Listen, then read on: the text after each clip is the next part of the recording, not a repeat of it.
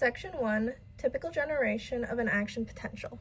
On the dendrites, the receptor protein opens, decreasing resistance for Na+ and allowing Na+ to move into the cell, depolarizing the dendrites. This causes the dendrite membrane to become more positive, called a receptor potential. This positive current flows to the portion of the axon we are considering and causes the membrane potential to change from the resting membrane potential, -70 MV, to a more positive value, -55 MV.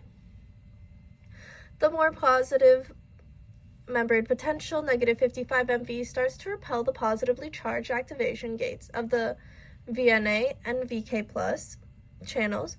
This membrane potential is called threshold. The specific structure property function of the VNA+ channel allows it to react more quickly than the VK+. The positively charged activation gates of the VNA are repelled, and the channel opens. The VNA+ is now in the open position. This decreases the resistance to Na+ movement. Na+ enters the cell down its electrochemical gradient through the VNA+. There are many more VNA+ channels compared to leak channels, so Na+ flux through the VNA+ overwhelms the flux of Na+ and K+ through the leak channels, and the membrane potential gets more positive very quickly. This can be seen on the depolarization section of the action potential graph, as the VNA+ channel opens and our curve spikes to 40+ MV. The VNA+ inactivation gate has a high affinity for the open VNA+ pore. In about 0.5 milliseconds,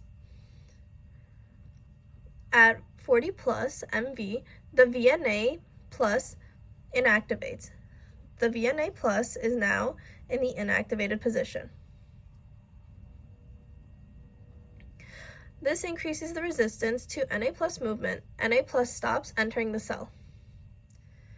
The specific structure property function for the VK+ channel causes it to react more slowly. About half a millisecond after the threshold signal, -55 MV, the positively charged activation gates of the VK+ are repelled, and the channel opens. This decreases the resistance to K+ movement. K+ exits the cell down its electrochemical gradient through the VK+. There are many more VK+ channels compared to leak channels, so the K+ flux through the VK+ overwhelms the flux of Na+ and K+ through the leak channels, and the membrane potential gets more negative/less positive very quickly. And this can be seen on the action potential graph during its repolarization section, as our curve goes from +40 MV to -70 MV.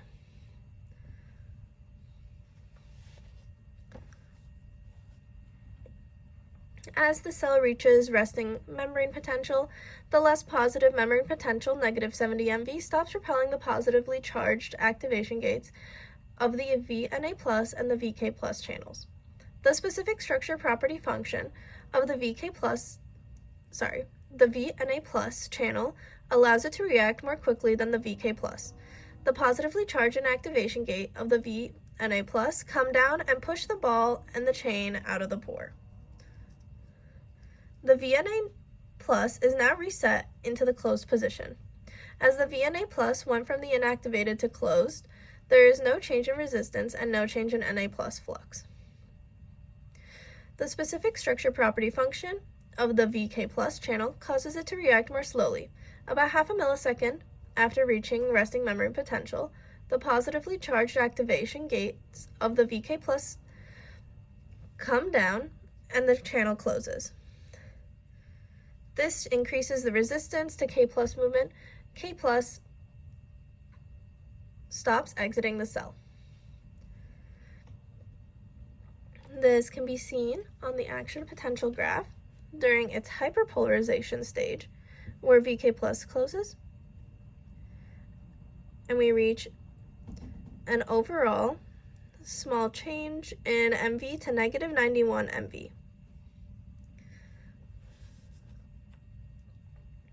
With all of the VNA plus and VK plus closed, the ion flux through the leak channels take over, changing the memory potential. The memory potential slowly drifts to resting memory potential and then stays there.